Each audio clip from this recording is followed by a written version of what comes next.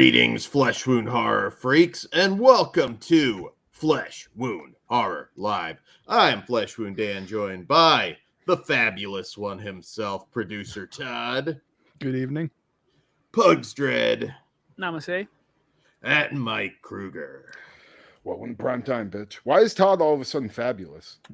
He thinks he's being clever, and it's a callback to a joke on farce. Yeah. Oh, okay. So I'm just like, whatever. No, sold the fuck out of him right there. Shows you I watch our program. Well, it was good the first time he did it, but now he's already beaten it in the ground, Caesar. It's gonna go for the next, several decades, Todd. You're the fabulous one. That's what he does. Have a nickname. I don't think Fabulous Moolah. I don't think Caesar would be beating it into a ground. Now I love it. I think he would be hanging it from a tree. I'm good with the fabulous Todd now. Thanks, Dan. I don't think Bugs made it anybody. work. I don't think anybody heard it, but Dan. I missed it. I'm sorry. Up. Are you marking the time, you puss? We'll save it for later. Okay. Special shout out to May Ann, a new subscriber, I believe. How are you doing? What up, man? So yeah, sorry we were a couple minutes late. We learning about some pretty wild shit that we're going to talk about later. But yeah, how's everybody's Halloween season going? So far, so good. Kicked it off with Rob Zombie and Alice Cooper. That was fun. Yeah. That's a hell of a concert. That was great. I mean, it's been good. This week is technically like the week everything's kind of starting for me because I have that 12-hour movie marathon on Saturday, and then I have the original Exorcist on Sunday. So I'm very much looking forward to that. And also, I mean, I got Saw tomorrow too. So I guess technically it starts tomorrow. I am seeing Saw tomorrow as well. And Creator, right? Yeah.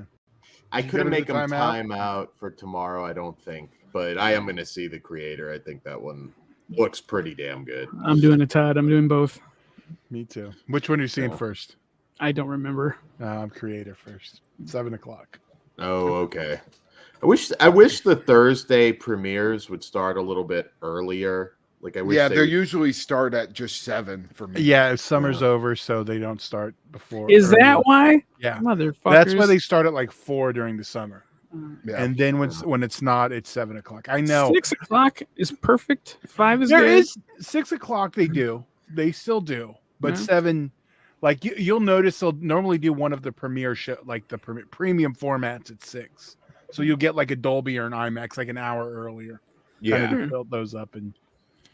Yeah, even being a prequel, I'm actually pretty stoked for Saw 10. I think the box office is going to be pretty surprising. Yeah. I don't think it's going to be a surprise at all.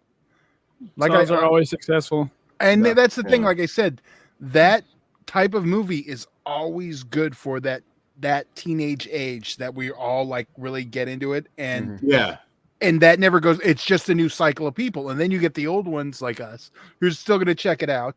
So it's one of those things where it's never really waned in popularity, other than the last one a lot of people didn't like. But they've had I would say so the much last goodwill. Two. The reception for Jigsaw was not good. I can't even lie to you. I don't remember them. Well, I think the last one, Pugs. I think the last one you just kind of wanted to block out of your memory, Pugs. A Spiral from the Book of Saw. Are we including that? Because that's what we're. That's what. Oh, fuck that movie to death. Fuck him. Slap him harder, Will.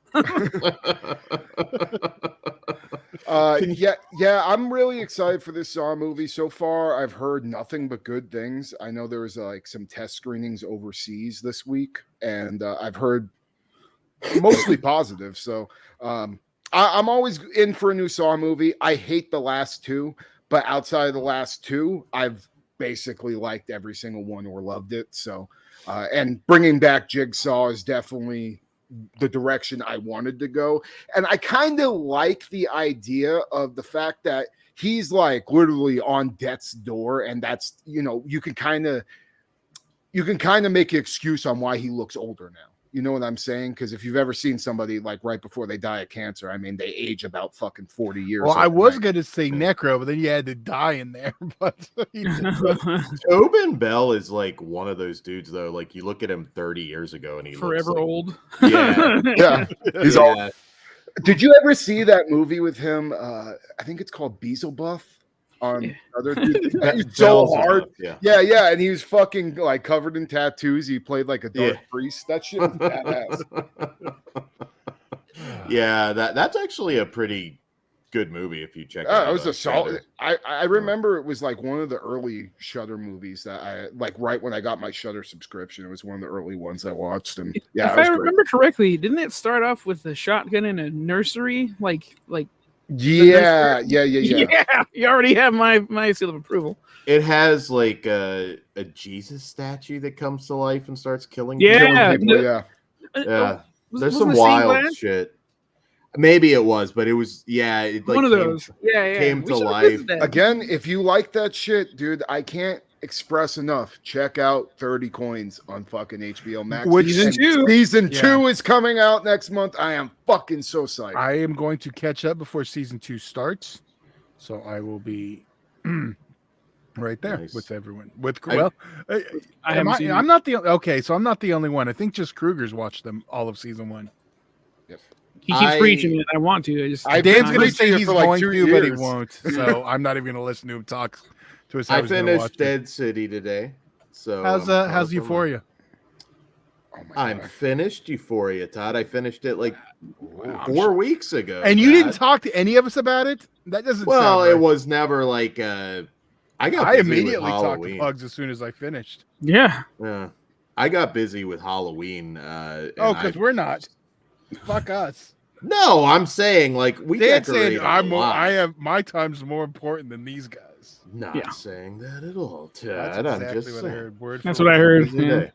I got really pissed off too because I bought this. It's like a Halloween wiener dog, and it's like just like a big wiener dog. What are you, 5, Ted? Wiener dog's funny. Yeah, big giant fucking. I don't like that you it'd be funnier if it was a wiener dog with a big giant fucking wiener bone. I mean, that would be greater.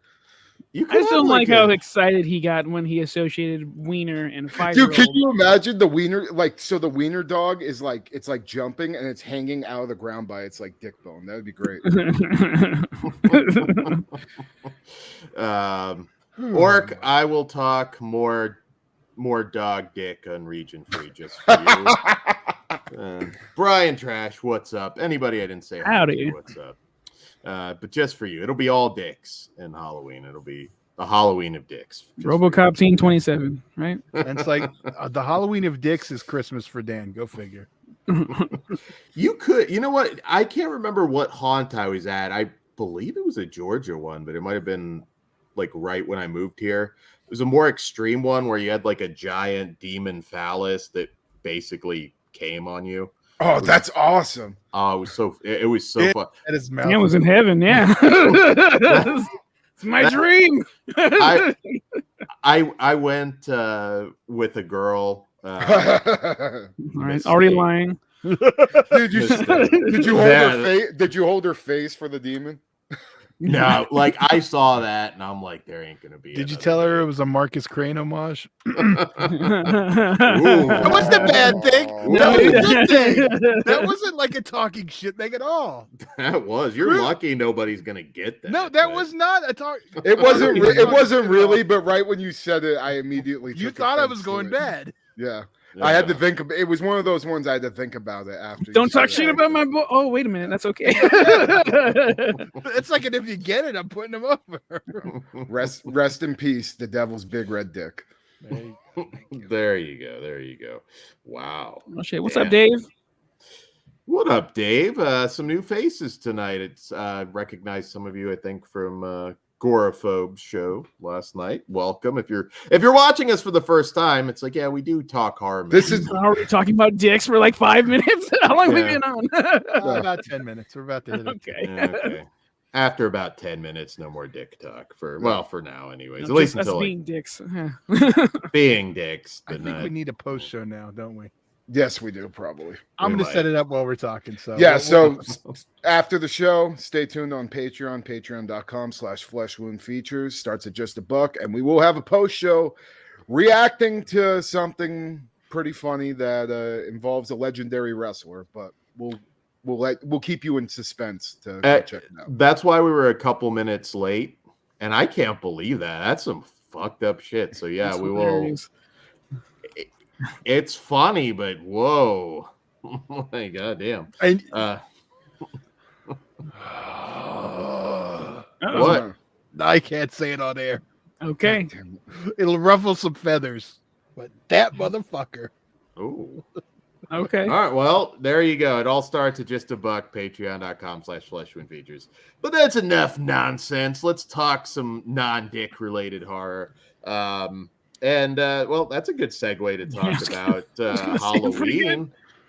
You know, they're shopping around. The Malika Akkad is shopping the rights for film and television for the Halloween franchise. And you man, nowhere to go but up. All right. Yeah. Well, that and like for me personally, man, I'm like, unless you're and I think Elijah Wood actually tweeted this out the other day, and I full-heartedly agree with him. Unless you're gonna do what the original Halloween was supposed to do and make it like an anthology series, I think Michael needs to fucking rest for a decade, maybe a couple, and just let the poor bastard fucking rest after Blumhouse destroyed his asshole. Like the last movie, but again. The last movie, nowhere to go but up. So, well, here's the thing: there's no way it's going to rest for 10 years. You do understand that. There's no money in letting it rest. Someone else is going to pick it up. What they should do and what they're going to do are different. There's no way it's not happening sooner than later. And Michael's definitely going to be there. Now, the thing Mustafa Akkad is pushing for is something in series form, specifically a series set in the world of Halloween 3. That's what he's pushing for. I would be very excited for that. Give that a shot. I mean, Halloween 3 is literally like, I think it's my third favorite Halloween movie. So, I mean, I would love to see, and I think with that fucking ending, man, I mean, there's so much you can do in that universe. So I'm all for that. And the time is right. It's finally become loved. Or loved enough that they could get away with doing this. You couldn't even talk about this 15 years ago. I think they're going to include Michael. I don't think they won't. All the creators want to play with Michael. I'll tell you right now, there's going to be people. It'll be it'll be the same thing back to when Halloween 3 came out, where there will be a lot of people. You mean everyone fucking talking about it, whether they talk about they like it or talk about they hate it? Everybody fucking talks about it. Yeah, they will bitch about it. But Pugs, they did that the last movie too. No, I know that. But I'll tell you what, one's good. No, but it doesn't matter because it will keep going and repeating itself. Team Corey. A24. No more Cody talk. He sucks. A24. He's an American Nightmare fan. A24. If they get it, I'd be curious. That's not a sure thing because they did make bodies. But I'd be curious. A24 Halloween might be interesting. I want the comedy with the little black kid in that on that night. How he ran, he called the cops, and what trauma he went through and Halloween. Dude, he was the best. Yeah, he was the best fucking part of 2018. Yeah. What if you had Michael Myers show up at the lighthouse with Willem Dafoe and Robert Pattinson? He starts polishing his knife. I'd rather just see Michael go into the Marvel universe than fight Green Goblin. Oh, fuck. No. If we're going to just insert Michael Myers into A24 movies, imagine him in the orgy scene during Midsummer. He just walks in there and he's just like, what the fuck? He tilts his head. If A24 makes a Michael Myers film where he literally just walks into their other movies, you sold me, Dan. I just want to see Michael catching. Oh, dude, no! I got it.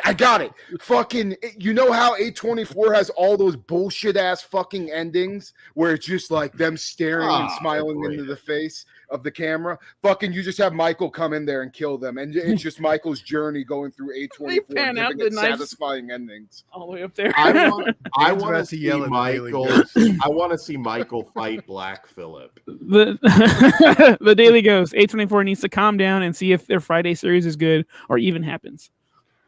Yeah, but you get a Michael just catching the head when it flies off from the pole. Or you could, or even better, instead of that, Payman possesses Michael. Let's do this. Hereditary. I was gonna throw a high tension reference in there too. Is he gonna bone a head? Because that no, he's gonna headless that shit with the ants. Yeah, I think Midsummer is like my favorite one. You know what? Don't insert him into the movie. It just takes place after the movie, and like the May Queen has to defend everybody against Florence Pugh versus Michael. Get me in. Like poison. We got Van Grimm, Cult of Thorns versus the Witches. Yeah. Oh, there you go. Can you imagine Michael's just like tripping on that shit, and then it's like he's like banging like some chick while some old lady's just like pushing him into her. His ass into her. Yeah. That'd be great. All right. See, I'm the only one. Well, I'm not the only one who wants it, but I don't think it's a good idea. I'd love to have more of the Thorn storyline. I think so. Those movies suck. See, that's you got a lot of Hey Dan, name a Halloween you like. Halloween. Name another one. Name Halloween a Halloween sequel. 2, Halloween 3. Then it gets a little more complicated. See, I like H2O well enough. I like elements of it. 4K. I've turned on H2O. Thank you. You finally see it's a piece of shit too. I don't think it's a piece of shit, but it's nostalgia. Outside the ending, I don't think it's a great movie. I love the ending. Absolutely love the fucking ending. It's a perfect fucking ending. But there's shots, and I hate the way, dude. I cannot stand the way Michael looks in that fucking movie.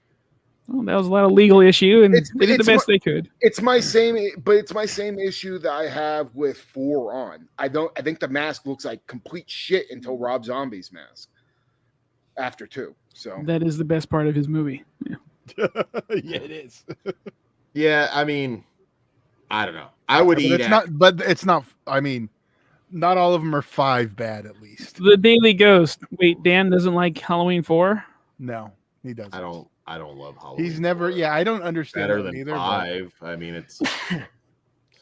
it's not that I hate it. It's just I don't see the big deal. 6 is not good. Producer's cut or not, 6 is. They're not both good. Awesome. Cosign. Look. They're good compared to the last 3. I would eat Activia out of Jamie Lee Curtis's ass. Oh, all right. This is time where we move on. I do not. You do not speak like that on the goddamn program. This isn't your other fucking shows. You don't talk like that on here. God damn it. What's up, Anthony? Get some Activia. Oh, God. Now I'm just...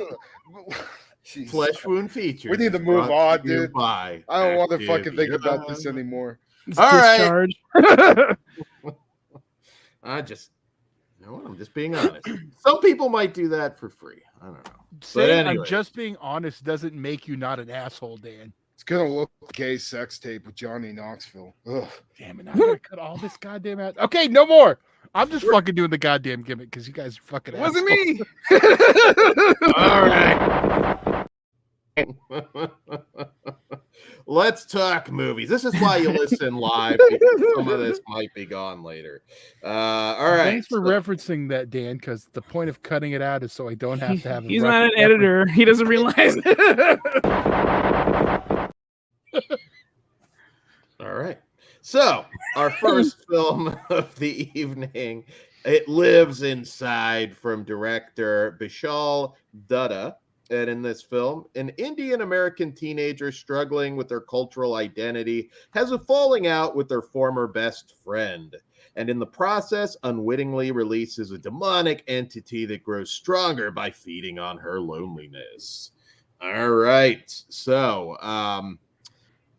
who wants to go first? Hot tag. I can go first on this one. Go for it. So, this being a Neon movie, anytime Neon puts out anything horror, I'm always very excited for it. But this definitely feels like one of their least impressive horror movies that they've put out. And not to say it's bad by any means. I think a big problem I had with this movie is that I had just seen Boogeyman a couple of months ago, and the plots are very, very similar. It's almost like they're the same movie in certain aspects. This just has more of a cultural twist, and that's probably what I enjoyed the most about this movie. I loved learning about the Indian religion that our main character was a part of, and the lore behind this creature or spirit that's going around killing people. I didn't really love our character, but she's definitely a flawed character. But I feel like there's certain parts of the movie where we're supposed to be feeling for her, and I really couldn't because of some of the decision making she made. Granted, it was written that way, but it made me not as connected with her, if that makes sense. But this had it has great acting all around. Very great cinematography and uses of color. I love the reds, especially in the demon or creature's lair. And we don't get a lot of the creature, but once we do, this thing looks really fucking cool. And it's a practical suit, really badass looking. Love the design. I actually, talking about comparing it to the Boogeyman, out of the two movies, this definitely has a better creature design. But still, at the end of this day, I feel like this is a very by the numbers horror movie. If you've seen movies like this that involve spirits or a creature lurking in the dark, they all kind of play out the same. And I feel like this could have had the opportunity to do something maybe a little bit different, and it didn't. At the same time, though, I did enjoy it, and I can see myself rewatching it, but I was expecting way more out of this. And again, if I didn't see Boogeyman earlier on in the year, I probably would have liked it more just because they are, I swear, at times the same movie. Neither of them super original. It's stuff you've seen before, but the fact that I get what you're saying, that it was so close to it. Yeah. Really, I get that. It does hurt it. I think I fall in line with you, Kruger, because other than the cultural flair or fusion of this story, it doesn't really stand out. I should like it more than I do, because I do. Yeah. I think the movie's good. It's well made. Also, first time director. Oh wow, really? Yeah, I can't. First time feature. I don't know if he made shorts or not, but I can't wait to see what else he can do. Because job well done, sir. But I should like it more than I do. It's just a good movie. Is it because it seems more traditional than most other Neon films? It's kind of straightforward. Maybe, because you do have that. It should be a little out there, weird from Neon, and it's more straightforward. And I don't know. I did like it. I love the mom. I thought she was great. The actress I thought she did fantastic. All the correct ingredients are there. It's just for something. It's a little undercooked for me. Mom looked kind of young to have a daughter that age. I thought not necessarily. The age of consent over there. Yeah, young mom, but and they made a point of saying how how young her mom looked. I feel like that was purposeful. It's let's make a comment here. Yeah, but dude, I don't know if you ever had any Indian friends growing up, but I had a friend that, his mom was young as fuck, and the dad was actually old as shit too. So you didn't Stifler the poor guy, did you? No. Or her, even. Kruger paused there. I don't Given the opportunity, who knows? Dude, I was like fucking 10. Oh, well then, no. Dad, the pussy machine would have. Not slinging. Yeah. All right. Patel? What's up? There's so many jokes I'm not going to make. So it lives inside. So it is kind of a conventional story, unfortunately. At least it's from, again, different cultural perspective, which helps a little bit. But particularly as you get to the end and the way things unfold, you're right. It is very familiar stuff. I did like the movie, though. I thought the acting straight across the board, I thought was really good.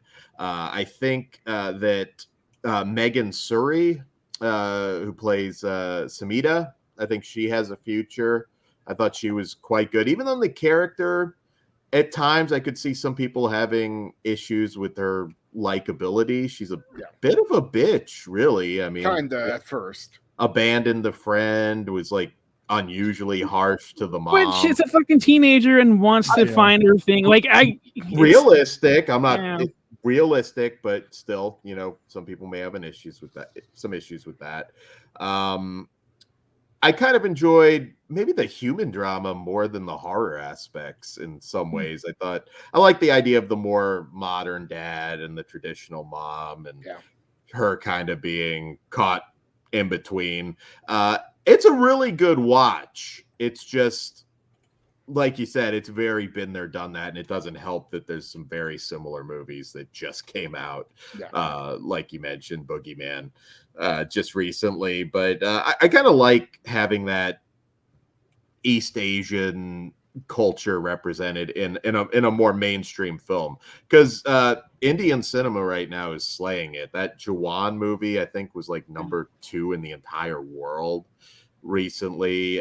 But we should state this is not an Indian movie. It is not an Indian movie, just culturally. But no one's calling Blue Beetle a Mexican movie. No. Cool creature. Yeah, I very think cool. Which you see more of. I was kind of expecting most of this to be off screen, but you do actually have a creature causing havoc. I'm not quite sure why this one wasn't rated R, because I thought it was a little bit borderline, and especially being that you show the creature and he's kind of, you know, attacks a lot of people. I don't think it would have hurt it too much. It was always dark when he attacked. I mean, they could have. I mean, they could have went harder in on the gore and stuff. But I did actually think, like, you know, they pushed the boundaries as far as a PG-13 movie, because I mean, that especially the attack on the swing set. I mean, that was pretty fucking brutal and like disturbing as fuck. I mean, if I was a little kid seeing that and you know, thinking I'm just going into a PG-13 horror movie, it may have scared me. Yeah. It's a little bit harder, I suppose, in terms of the scares. Well, I mean, obviously the studio wants the PG-13. No one wants an R rating. Yeah. But I think it might have helped it a little bit, give it a little bit of an edge. Like you said, it's neon, so I think I did also have those same expectations that it would be a little bit above just the basic popcorn fare. And it just not by a lot. This is just barely above average, but I did enjoy it, and I'll watch it again at some point. Yeah. I mean, I kind of echo what everyone's already said, and I kind of threw out my little points here and there. I don't really have too much to add. I mean, I did like it, like everyone else, but I think I expected a little different. Yeah. But that said, I'd watch it again. I did like the family and everything going on. So yeah, it's one of those because I watched it with my girlfriend actually last night. Her biggest issue was that, you know, I've seen this movie 1,000 times before. The thing that elevates it for me specifically is the fact that they have a man in suit monster at the end of the movie, and the creature design is fucking stellar. I gotta look up who did the effects. Unique. I will give it that. And I guess we can go ahead and rate it. So I do think it's a little bit above average. I give it a 3, even though I was hoping for more. It doesn't quite live up to that the scariest movie of the year tag. Was that? Oh yeah. Do you appreciate it like that? Well, they almost make me want to drop it, because I was gonna give it a 3.5, and that makes me want to give it a 3. But I'm gonna stick with what I was going with, 3.5. 3 out of 5 for me too. I am a 3 out of 5. I like sweet. There you go. Todd, reach out to Activia, because I would like that to happen. New sponsors coming soon. Yeah. That would be hilarious if we got an Activia. Well, fuck, Jamie Lee's too big for that now. We got it. You know, you're referencing something I wanna be cut regular. out, right? It's not on Patreon though, right? Yeah. We won't big league you, Activia. You can have this face. God damn it. Oh, Now shit. I got started. Black.com is in here? Fuck yeah. Oh, Blackened. What's up, Blackened? All right, You can gentlemen, have these faces knock on off. your shit. Dan, foot. shut the fuck up. Knock off the shenanigans. Blackened's in the chat. We're in review mode. Save Review this mode. for post show. Knock it off. Back to track. We just got yelled at by Dad. Blackened. What's up? Well, yeah, because you don't fucking listen. Hey, I didn't say shit the last time. You were good, Cruz. All right. Up next, So we let's Thank be you, the Daddy. fucking parent here. I'm giving you the goddamn gimmick now. Ben Grimm.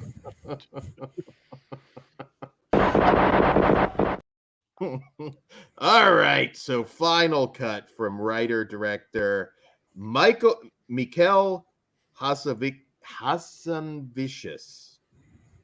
I know I screwed that up, but very respected director in France.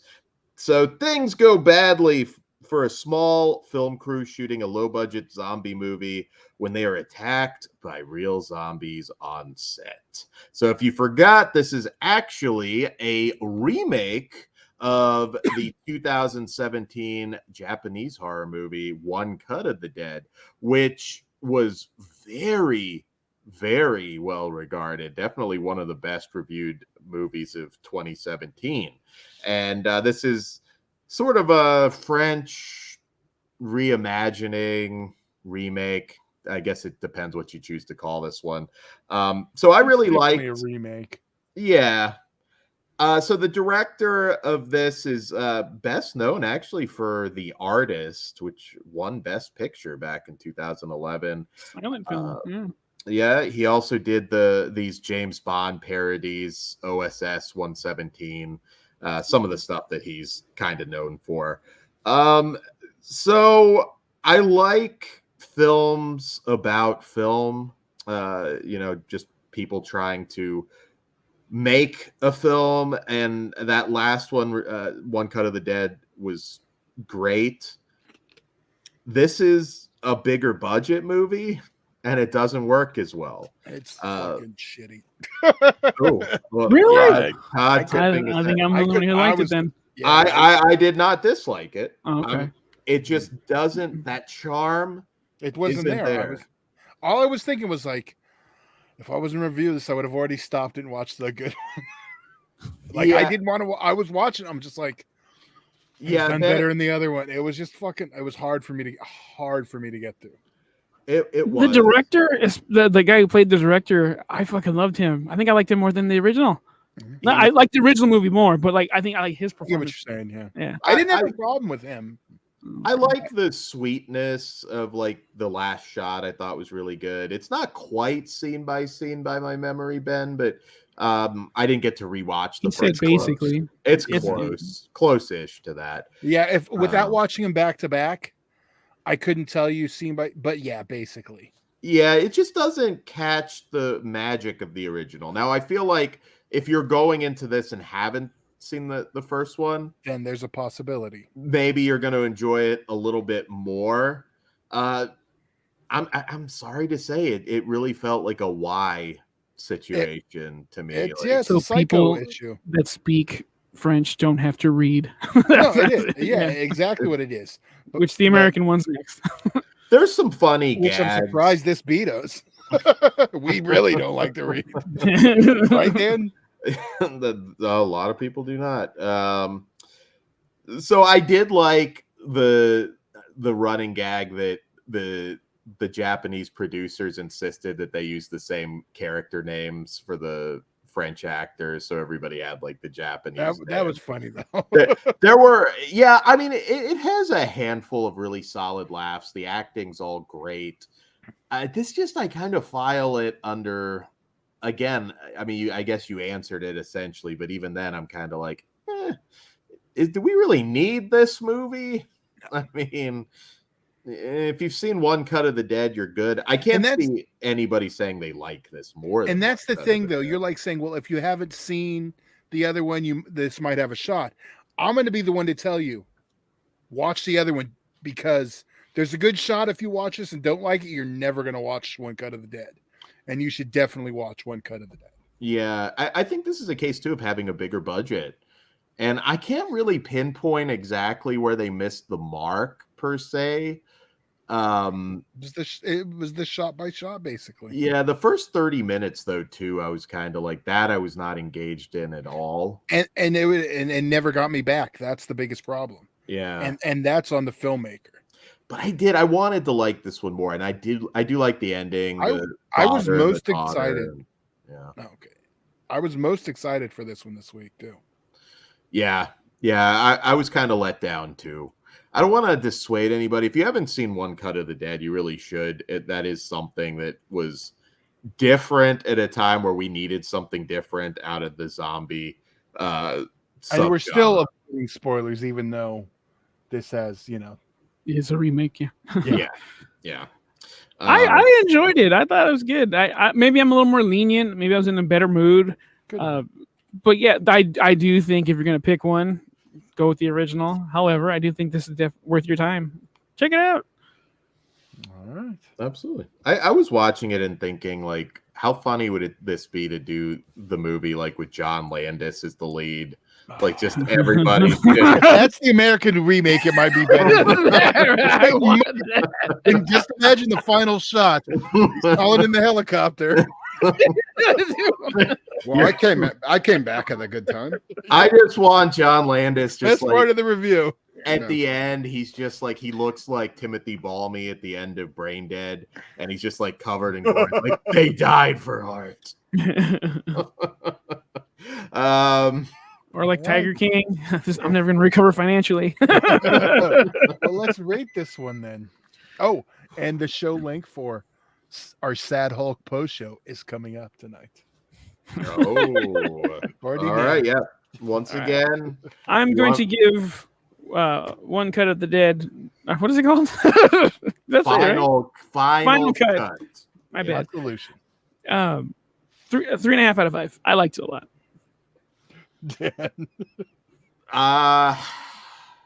It's not a bad movie. This I'm a 1. Really hard. Oh, fuck, Todd. All right. I wasn't having it. I gotta give it at least 2.5 because it's. Yeah, but that 2.5 you're giving it is from another movie. Yeah, but I would have been like. That's the problem. That's why I can't get higher than a 1. First movie. This one's just more. I just can't pretend like the first one doesn't exist. So 2.5. I'm glad I fucking skipped you out made the on right this. call. Yeah, dude. Here's the thing. Like, One Cut of the Dead is. I don't agree. No spoiling yourself. Just FYI. How the fuck am I going to spoil a movie I haven't even seen? Well, no. I mean, we're avoiding One Cut of the Dead spoilers also. Okay, because it's going to spoil anything. Oh, I'm just throwing it out there because you weren't there, Todd. Anyways, my problem with that movie is there's a lot of people say like this movie's so good it can never be remade. That one specifically, I agree with that. Usually I disagree. I think anything could be remade and can be maybe not necessarily like as good as the original, but entertaining enough for the people that love the original movie. This, no fucking chance in hell, because it's about the production and like the sweat and tears it takes to make a horror movie. That translates in any way you're gonna fucking make it. So I had no interest. Yeah. Right. Well, you made the right call. We got one more to go. I liked it. Whatever. There you go. All right. So what do we have up next? Venus. Oh well. Yes. Venus. Yes. I would like to go first on this one, please. Absolutely. Let me pull up the synopsis. And I should also say Final Cut did have some theatrical play from Kino. I don't believe it's still playing anywhere. I could be wrong. Maybe it's lingering, but all right. So Venus from director Jaume Balagueró, who you will recognize as the director of Record 1, 2, and 4. And another classic, Sleep Tight, that doesn't get talked about enough. That I fucking love that movie. I knew you were a big fan of Sleep Tight. Only movie that ever give me the willies. Yeah, but it's for something fucking stupid. Like it's it's fucking great. But the thing that grosses me out is retarded. Sorry. It's one of them, huh? Yeah, 39, 33.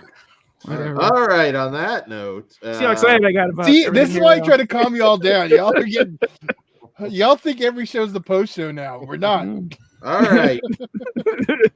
Venus. So, horror invades the concrete corridors of a cursed apartment complex on the outskirts of Madrid as a stripper named Bryn holds up with her family after stealing some experimental drugs from her gangster boss.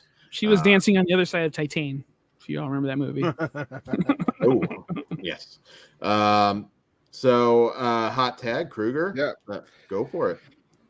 Fucking Esther Exposito. God damn, dude. Did she have the best performance I've seen all year? Fucking hands down, everything about what she brought to the table for this movie was amazing. She is on my radar now. I want to watch. I know she's done a couple of like borderline horror stuff in the past. I'm going to go watch those now. She was fucking amazing. I was in absolute awe of her, especially in the last 20 minutes of this movie. This movie is very much a big build to this crazy last 20 minutes that just kind of blew my mind. And her performance, absolutely fantastic. But all around, the acting in this movie is the closest to flawless I think I've seen in a movie in a very, very long time. Everybody did an amazing job, and a lot of the times the gore and the blood and all that shit gets me, but this is one that took me back for a second. I was like, wow, everybody in this movie is just fucking on and great. And the story, this is a loosely based off of a H.P. Lovecraft story. I don't want to say which one it is though, because it could give away a little bit of the plot, but it's been done in a few different actual horror series before. And this was another one of them that, like, as far as adaptations for that specific story, they've all been pretty goddamn good, at least the ones I've seen. But this, man, it took it to another level. You first have this kind of mob thing going on with our main character and her running away, but then she starts having these weird fucking dreams in this new apartment that her sister's at, and then her sister goes missing, and you're wondering like the whole time what the fuck is going on. And then when it all comes together as a whole, it is fucking glorious. Great gore, great kills. There's a fucking amazing creature that comes towards the end of the movie. We didn't get a ton of her, but goddamn, does her scene? It may be my favorite kill of all.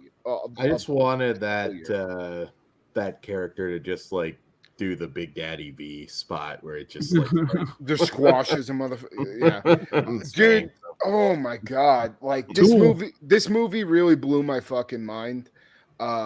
It's definitely one of my favorites of all year. And this, I believe, was produced by Alex de la Iglesia. Yes. And like knowing that, it feels like it belongs in his universe because it's very like this almost feels like a tribute to him in certain aspects of the movie. Because if you've seen like Perdita Durango or Day of the Beast or Witching and Bitching specifically, very similar vibes in there. Yeah. And man, I fucking love this movie. I've watched it twice already, and I can't fucking wait to add this to my Blu-ray collection. I hope it gets a 4K because it is absolutely stunning. And yeah, man, we need a spoiler section specifically for this movie at the end of the show because there's so much shit that I don't want to give away for the audience, but I still need to talk about. But yeah, one of my favorite movies of the year. And shit, the more I'm even talking about it after watching it the second time, I think my rating actually is going to change now. Sweet. If it's going up, it should have been that way from the start, sir. I'm with you. I fell in love with this movie almost instantly. I love the main characters, and then the little girl, so adorable. I wanted nothing bad to happen to her, so that's always good because usually I root for the bad people. And then this journey takes you somewhere that you really don't see coming. It's not necessarily out of left field, but god damn was I happy watching this movie. I wanted to high five somebody. The thing Kruger's talking about that came in towards the end, I want an action figure. This shit rules. I was very I did not expect to love this one. I didn't really expect shit from this movie. And then with all the names that started to pop up, I was like, oh, this may be good. And then it just knocked it out of the fucking park. This is easily one of the best movies of the year. So, yeah, loved it. Todd. Count me in. I'm a fan. One thing Ben did mention in the chat was he was iffy on the movie until the scene where the ladies meet the mob guy. I'm kind of the same on that one. And then when it was a little slow at the beginning, and then I turned on it pretty quick. I might have been on a bad mood for the movie I watched before. But, yeah, I was really glad that it did turn, and I really ended up loving this. I wish I would have saw this one in the theater. Yeah, me too, dude. If this would have got a theatrical, I mean, it deserves it. I mean, it's beautiful. There's no effects. Like, there's some CGI. Don't get me wrong; it's not all practical through and through. But the CGI that's there looks good. Tons of practical effects. I mean, fuck, it deserved to be in the theater. And I hope this movie finds a life on streaming. I want a T-shirt. So me too. I really hope it does as well. Spanish horror. I am a diehard Spanish horror fan. Modern, and then going back. Way back in the day. I'm a huge Paul Naschy guy. Every Halloween that comes around, I always tell everybody, if you don't know Paul Naschy, sit down and watch the Waldemar Daninsky werewolf films and dive into that, because Paul Naschy was just a legend. And I'm also a huge Alex de la Iglesia fan and a big Balagueró fan. So I kind of knew that this one was almost certainly going to be really good. I will say, for fans of the Record series, this one is not like that balls to the wall, action straight through. It is a little bit more of a slow burn. That's not a bad thing. It's just a little different because you're in the apartment and everything, so it has some similarities to Record. I would also throw out It's annoying. Some people are going to feel that way, and it sucks. No, that you say Record instead of Rec. Like, that just bothers me. But anyway, I used to say Rec, and then Record. I was like, okay, it's Record because that goddamn logo is the logo for the word record. All right. Therefore, it's Record. Record. I would also Spanish quarantine. Fuck you, Bugs. We can be in the middle. It also has some The Sentinel vibes as well. Different movie, but one of your favorites. I love The Sentinel. I've never seen it. You should check that out. Sentinel's very, very good. So yeah, I mean, when the shit hits the fan, obviously, it might be a little bit more comparable. But yeah, this is a really, really good movie. I really had a blast with it. The lead actress, Esther Exposito, there's another superstar if she gets the right roles, because great actress. She's beautiful, a badass in this. I really liked the relationship between her and her niece in the film. I thought that was very touching, and yeah, it all builds to a pretty badass finale. It's different, even though it kind of has a similar setup, I suppose, to something like Record, although not quite as isolated, obviously. But it's just its own unique thing, and Spanish horror is alive and well. The cast is absolutely amazing. The special effects are good. The creature entity that you speak of, even though not a lot of screen time, it's very memorable, particularly when first comes into frame, it's like, holy shit. That's Ben Grimm. BBW minus the middle B. I was looking for her on FetLife. Dude, there's got to be one out there. You can find her on there. So, yeah, man, this one definitely one of the better films I've seen this year. I hope people will give it a shot. I don't know anybody else that has watched this. That which is a shame, because I think it might have even premiered in some festivals earlier in the year, and it's like it is currently on VOD.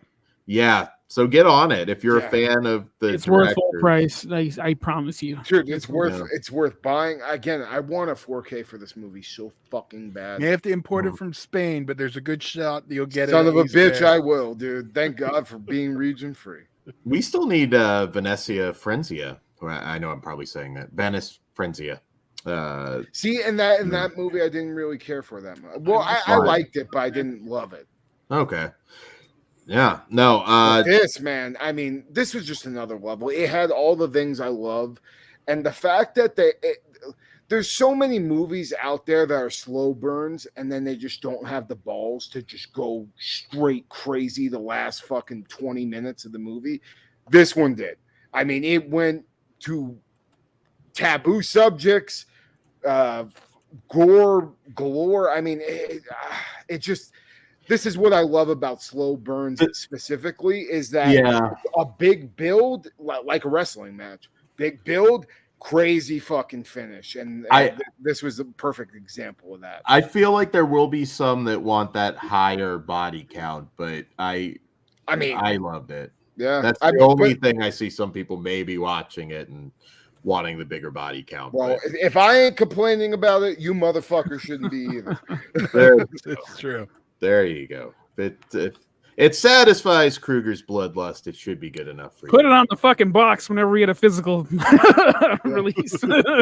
Yes, and I should have pimped it at the beginning. Kruger, you can see Kruger spill a lot of real blood at CCW this weekend. Oh yeah. We'll plug it at the end of the show, but yeah, yeah, not between reviews, Dan. We can see some real gore this weekend with me, and real gore. I just shared the link for our post show tonight, so let's rate this one. All right, Kruger, what say you? 5 stars for me, brother. Like that. I mean, it's I haven't given out many 5s this year. This is actually my only second one, so. 5 stars, and goddamn, give me more from what's his name, the director?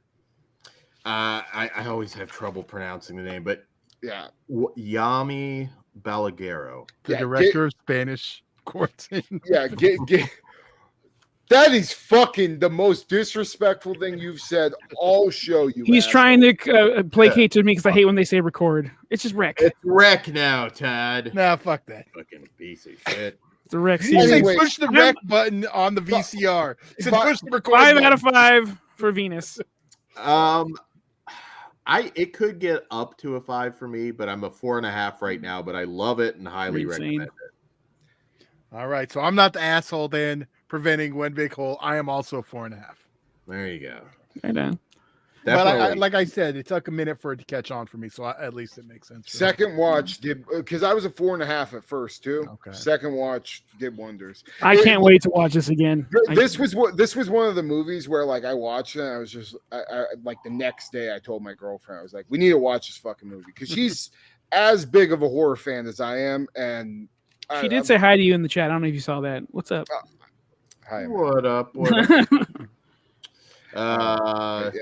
And what up to anybody we missed? A lot of new faces, at least in the chat tonight. So we do appreciate you putting up with our nonsense in between these horror film reviews. All right. In the middle of some of the reviews. Or in the middle. It happens. It happens, Todd. All right. So we're ended it. Let's see. We might smell another winner here. We'll see. Positive vibes. Let's keep it going. So our next film, from director Timothy Woodward Jr., is Till Death Do Us Part. And this one follows: after bailing on her wedding, a former bride-to-be must fight off her ex-groomsmen and her ex-groom and 7 angry killer groomsmen in order to survive through the night. No wonder I didn't watch this movie. She sounds like a fucking bitch. If you want to keep this as a positive vibe, you might want to skip me. I was being ironic because I know you were, but man. So this director, you're a jerk, Todd. I had to watch it. Yeah, you could have took one for the team, dude. Yeah, you hold up. This motherfucker, because I already knew this movie. Share was his bad. pain. I already knew this movie was bad going in. That's why I didn't fucking watch it. This motherfucker saw it in the theaters like what, a month ago? You could have spared everything. Well, no. What it was the discussion at the time if we were going to review it then or wait for VOD. The choice was made. Everyone else wanted to wait to VOD. I didn't have to see it. Y'all motherfuckers waited to VOD. Here you go. So the director has kind of a spotty record. Horror-wise, he did The Call from 2020, Final Wish, a lot of like very underwhelming films. Thank you, man. He did some westerns. He's done a lot of westerns. He's pretty prolific in the direct to VOD market. This is a rarity where it did get something. Let's be real, it's still a direct-to-VOD movie. If it wasn't for the strike. Well, you know what? I'll start with the good first, though. It doesn't feel cheap. Like, I'll give it that much. It's a terrible movie, but it doesn't necessarily feel cheap. So it runs right about 2 hours, which for a film that really does not have much of a story. In fact, it's not even a spoiler to say that there's this group of, it's basically like a hitman, assassins, hitman, a secret society, criminals, assassins kind of thing, blah blah blah. The movie plays out like a very Tarantino-esque. How dare story. You, sir? Oh, it's not good, but it's Tarantino if he was like just say like not linear. Don't make fucker. me cut again. Yeah, I'm doing my best. Tarantino if he just lost the will to live and was just doing it for the money. Just 2 hours, no story to speak of. It's just a long, boring game of hide and go seek with these characters that you could give 2 fucks about. Now, I will say pretty good cast. Supporting cast, Orlando Jones, who we don't get to see enough. I don't know why Orlando Jones just kind of went away. Dude, but him in that Stars show, American, I forgot, but he gave this monologue. It was fucking stellar. He needs more projects. You're right. Yeah, he's a great actor. The highlight, Moses Jones too.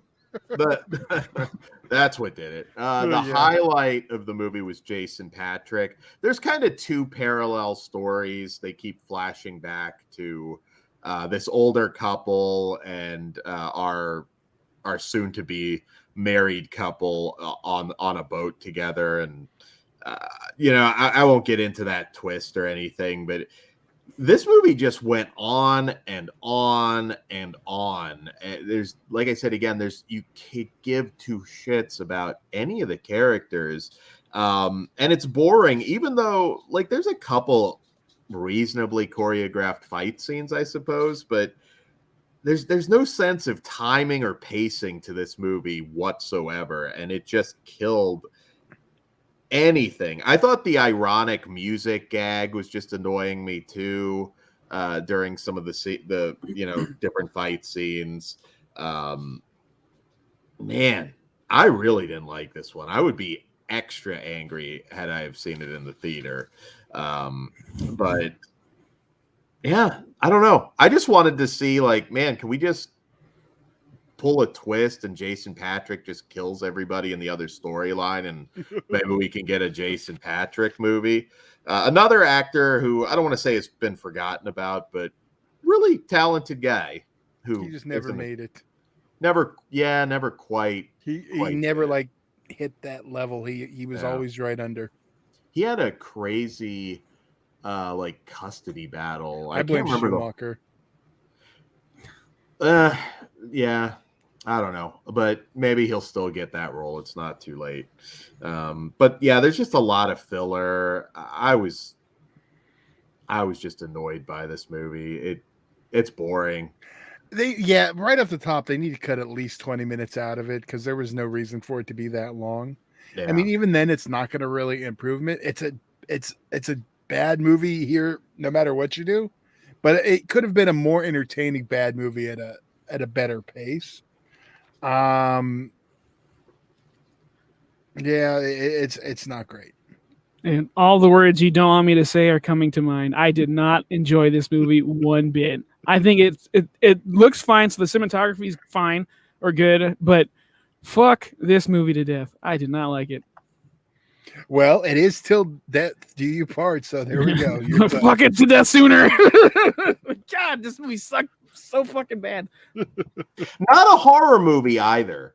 That's weird because this was kind of marketed as a horror movie, and I'm like, just because you have a chainsaw and a fight scene, like other than that, I can't think of anything remotely horror about this movie. It's like one of those ones I don't know really. Yeah, it's action-y, but it's not really an action movie. Even if they told this story in order, it would still suck.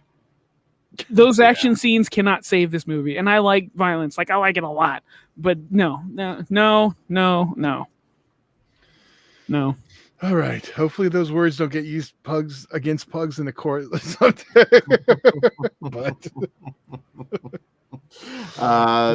Yeah, don't waste your time with this one, guys. There's so many similar Hitman themed films out there right now. Like there's no reason for you to watch this. Did she have a good reason for running off? No. Not real. I mean, Dick for life. I don't know. You can't really spoil this movie. The story is so thin, and like to make it like just almost 2 hours. It's like, what are you doing? This could have been a 70-minute movie. Like, and maybe I'm not saying that would have made it good, but you know, it's just you're sitting there. It's like I could care less about anybody. And I should also throw out Pancho Moller from 31. Oh, also, I love that guy. Yeah. But like he's just there. Like they don't utilize him. Not really. To his full potential. Yeah, he did drop some like lines to chuckle, but I was already having too much of a miserable time to give a shit.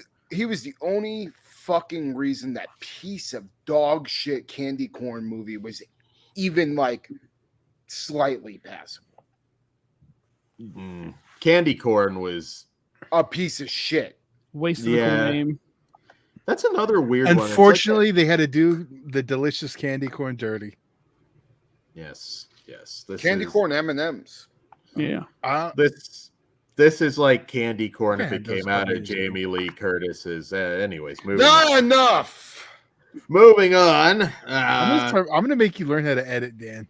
You're making it harder for him because you keep fucking referring to it again. I did not say it. Till death do us part. Just rate it. Half star just for some of the actors, and that's all it deserves. No, fuck them. 0 out of 5. Well, I'm gonna be nice. I'm gonna give it a 1.5. Fucking 0? God damn. 0. Dude, thank God I skipped out on this. Dude, it was a miserable fucking. I don't know. I think having some beers with the guys might be fun.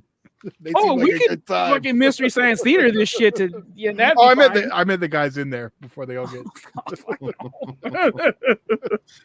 Well, yeah, that's a totally different thing. In the same room, we'd have a ball with this piece of shit. Yeah. I don't know.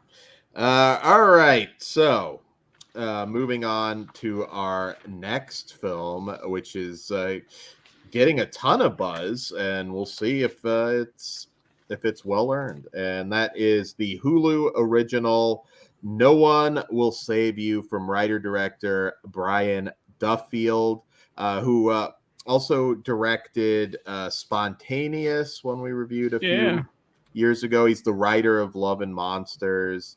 And all right. So No No One Will Save You follows an exiled, anxiety-ridden homebody named Bryn must battle an alien who's found its way into her home. All right, so No One Will Save You is so I love alien films very much. Cliff Booth, Caitlin Dever is my Feruza. Okay. Nice. Put her in rehab. We can still save her. Feruza is better, but she's, still in recovery. One day at a time. Cliff, she's better at playing the fucking goddamn skeleton. Anyways, so hang her up fucking in front of your house on Halloween. Caitlin Dever, you might recognize her from Booksmart. She was the daughter of Tim Allen, I think, in some recent sitcom. And so I didn't know a whole lot about this. I just knew it was an alien invasion movie and it had some buzz. It took me a little while because I was so engrossed in this one. It took a minute to even click. I was like, this is almost dialogue free. And I didn't even notice. Like, I'm absolutely, took me 20 minutes. Yeah. I'm so engrossed in the story. And this is one for the ages in terms of alien invasion films or just alien films in general, because the beginning portion, and this kind of, you get a brief introduction to Bryn's character. She has something that happened in her past that kind of made her a pariah in the small town, and that's sort of slowly revealed as you go along. But it's very straightforward at first and very creepy, very suspenseful when the alien gets into her house. I thought the CG was all like really good. I thought the aliens worked quite well, and it's a hell of a ride. The only thing about this movie that I'm kind of curious to actually look at some people's reviews, because I can't really see the ending satisfying everybody. It did me. Like, I thought pretty divisive, I think. Yeah. It's like the beginning is kind of like an overall like crowd pleaser in terms of all the alien stuff and the, stalk suspense stuff. That's all an easy recommendation, but it does, I don't want to say go off the rails. I love the ending, and it makes sense. I don't think it's something that you have to think about too much to get what happened.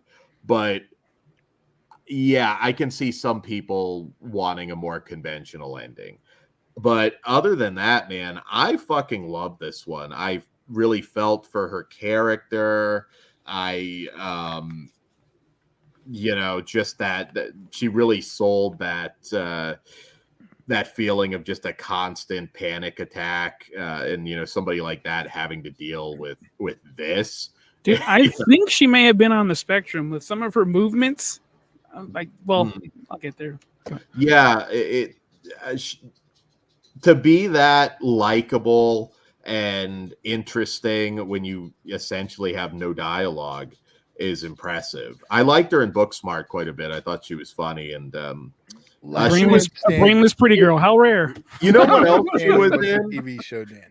You know what else she was in though too? Justified. Monstrous? No, she was like the teenage like drug kingpin in Justified. That was only a few episodes. Not a dozen, maybe. It's been a long time. Yeah, no, it wasn't like a regular, but yeah, she was. But she had a big arc, or a decent arc. She has range. I'm kind of curious to see what happens with her career, but yeah, and I like that we got a little weird with it, and the aliens I think were complex. They kept them very alien-like, which is important. They didn't make them too human. There's moments where it's like, okay, what is this alien creature thinking in their head? What are they processing? I love the whole thing, and with aliens very popular in the news right now, this is a movie you really want to sit down and watch. But be open to an ending that is not just a conventional, she lives, maybe she dies, whatever that case may be. It's a little more interesting to me and emotionally complex. But what say you guys? Because I love this one. Go for it, Kruger. Well, this is a movie I think I need to watch twice because my expectations going in were so high. And I blame our fucking Discord for this shit. Because when this came out, Ben started talking about it, and then somebody posted this link about how this is like a loose spin-off of what E.T. originally was supposed to be for Steven Spielberg. And Pugs, check our Discord, you bastard. Anyways, he didn't get hyped up because he didn't check the Discord. I still need to check. So you're saying him not to only fans, in you this dumbass. only in this very particular. He's not on the Discord. Dan doesn't buy our shirts. They can both get a dick. All right. Well, I chimed in before. It's just been a while. Anyways, book me like Brock Lesnar. Jesus Christ. Anyways, going into this, I was very, very hyped. Especially just being an Alien fan.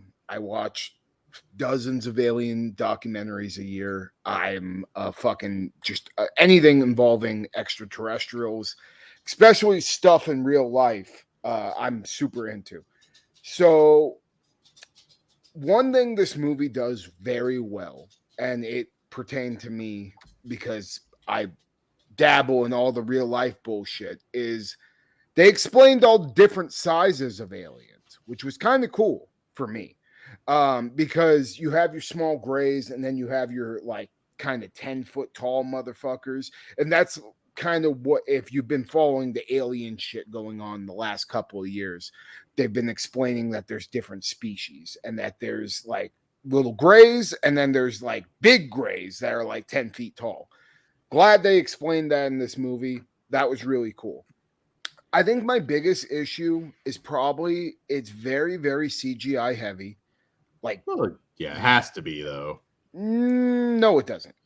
Man in a suit's not bullshit. Go watch fucking goddamn go watch VHS fucking 2.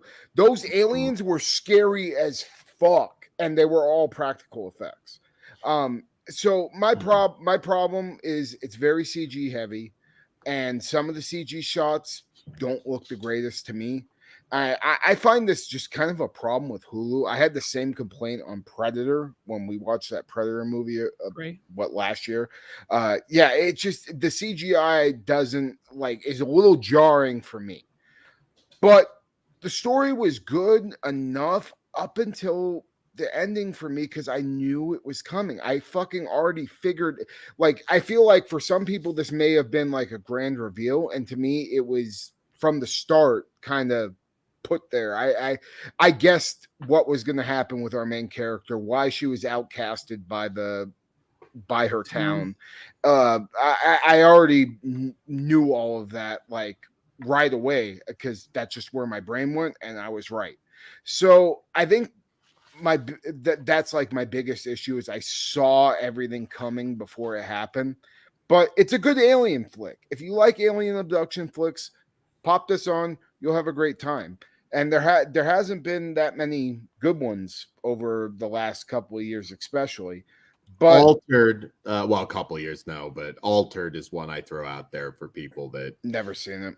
Oh, get on that. I think I have that on Blu-ray, the import. Altered is good shit. You'll like it. I'll have to check it out. But for me, I was going in expecting something like Fire in the Sky. You know what I mean? Fire in the Sky to me is one of the greatest alien flicks of all time, and it is fucking absolutely terrifying.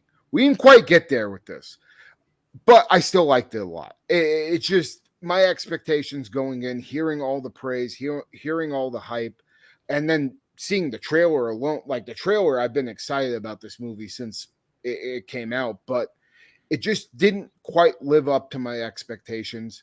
Still liked it a lot. But I feel like some other people may have the same issue with me where you see that fucking ending coming with the character arc with our main character.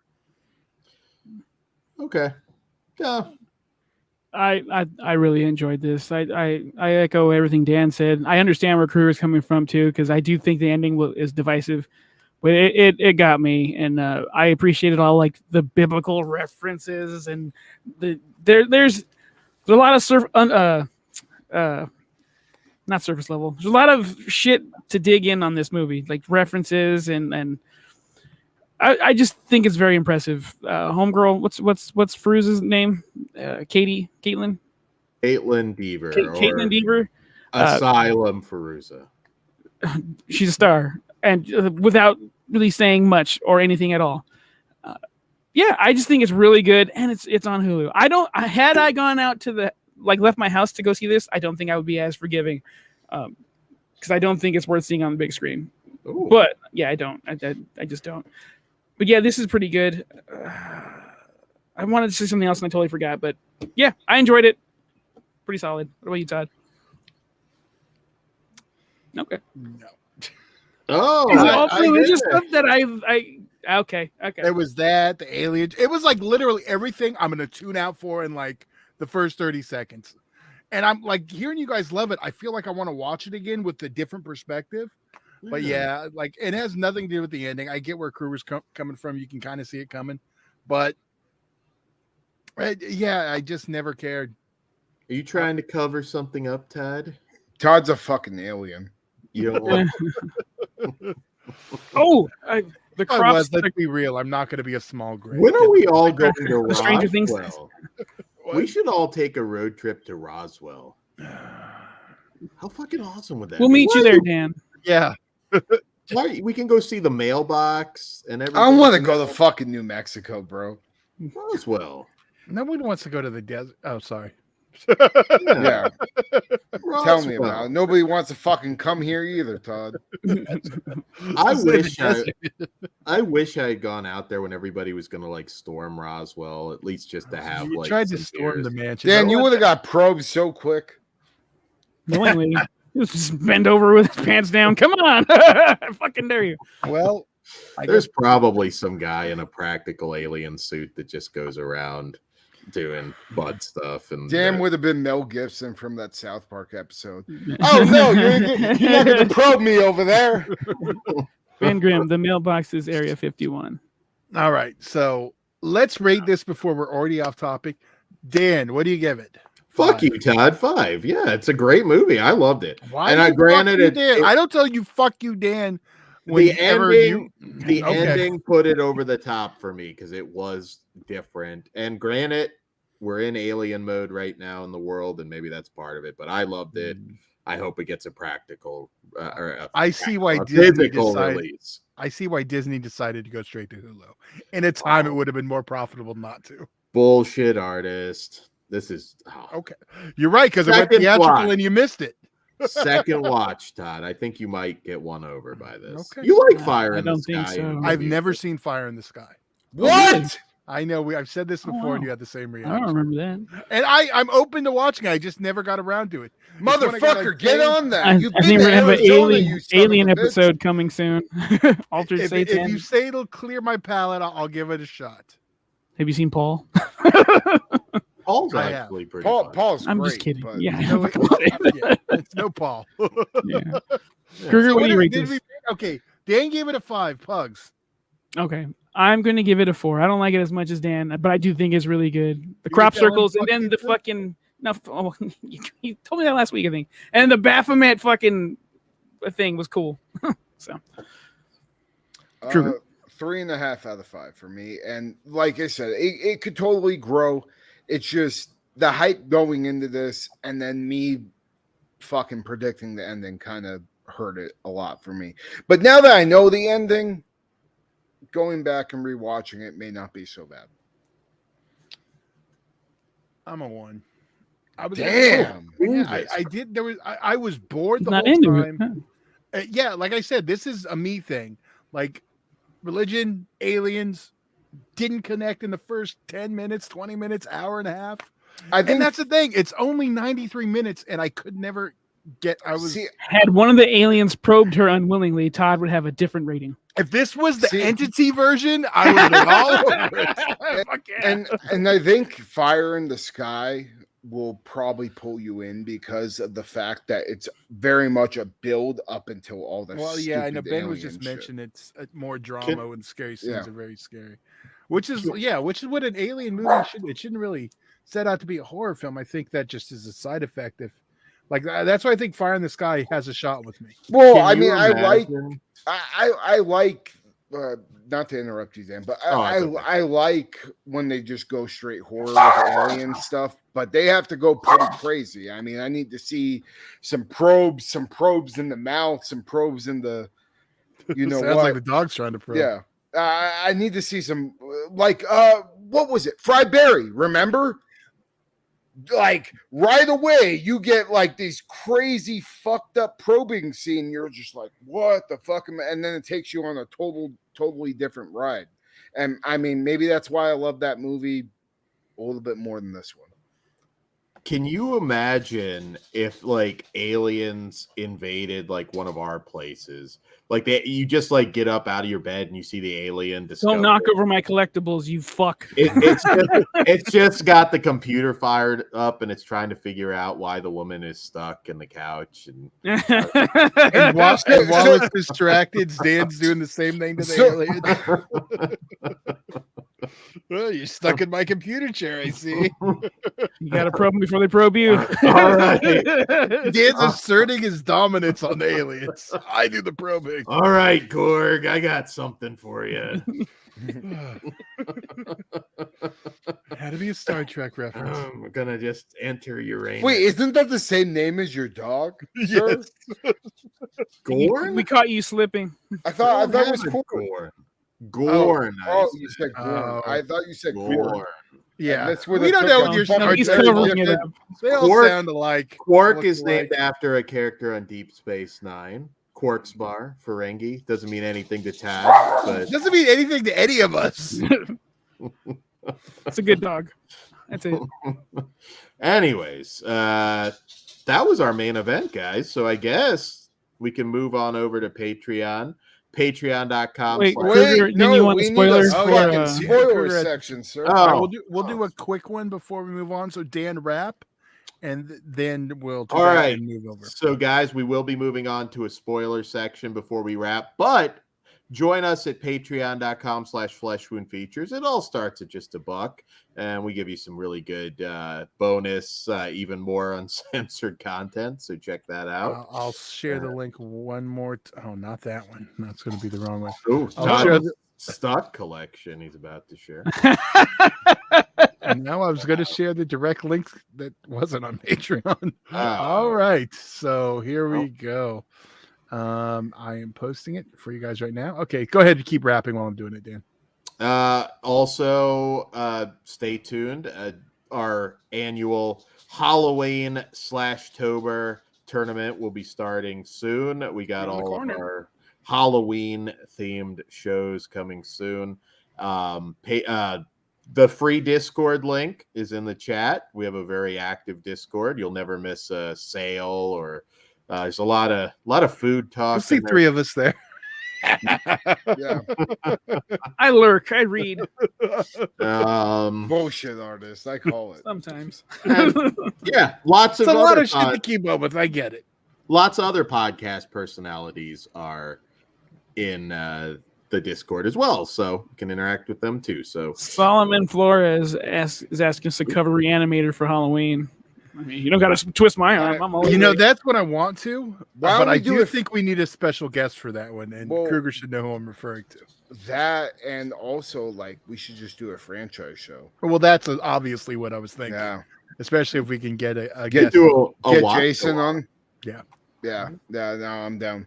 I'll talk to him.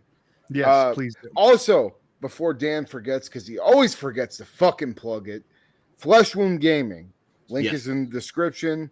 I'm on there pretty regularly. I've kind of fell off the last week. I went on Mortal Kombat Burnout, but I will be on there more. And me and Todd, we also play various stuff. My unavailable will, Friday and Saturday I'm unavailable. Yeah. And but whenever you're ready after that. More channels coming soon. So stay tuned. Flesh Wound is taking over the internet. Yes. All right. We're going to get weird. I can't wait for Wolfpack Dan. Wolfpack Dan. He's just going to paint his face in red. You got to have the right hat, motherfucker. Right. Right? You better go find the red hat. Right. I now. wonder if we can. I mean, with the 4 letters on it or not? Who's in the wolf pack though? There's not enough of us to like have 2 factions like that. I don't know. Spoilers. Spoilers. Let's go. God damn it. Yes.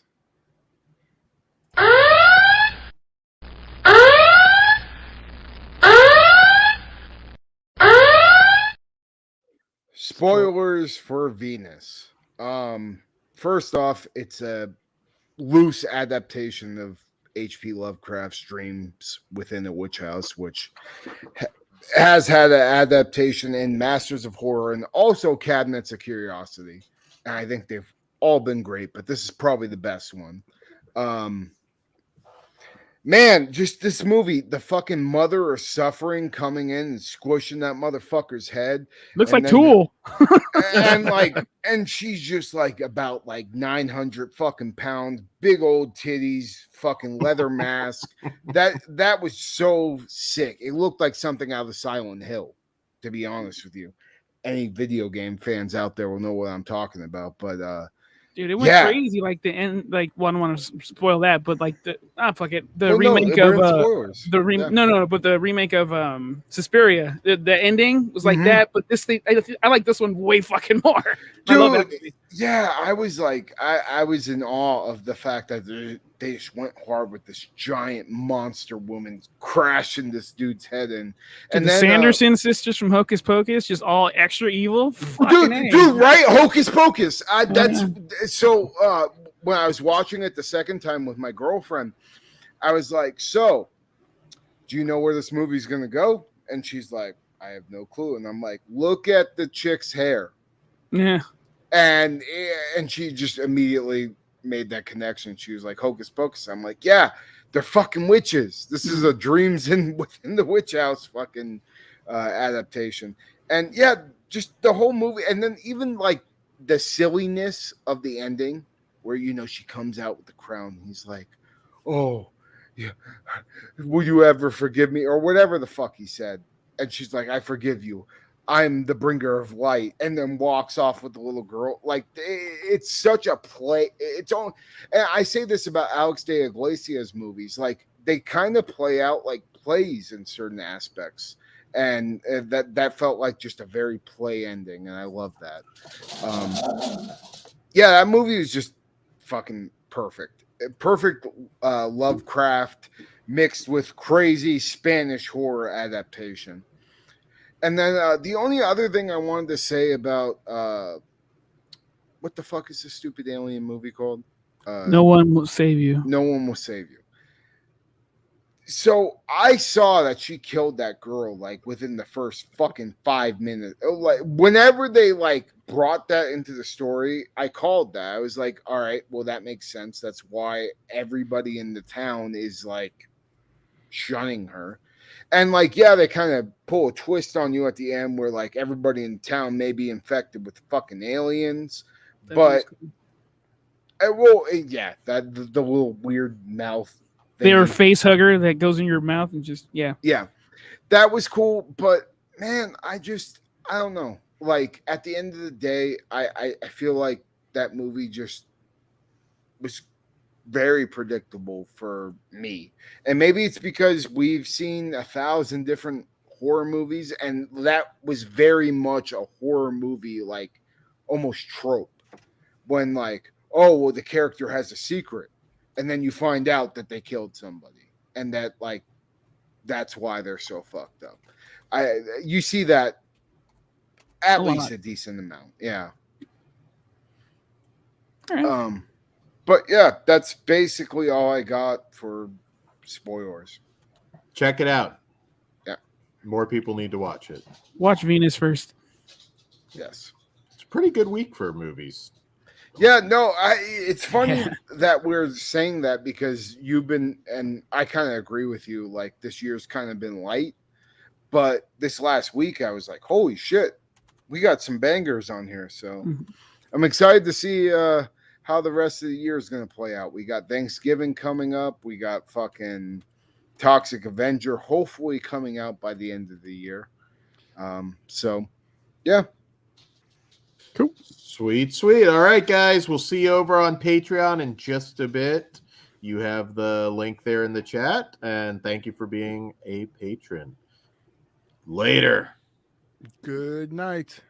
Whatever you do, don't fall asleep. I'll see you in Disneyland. Be good.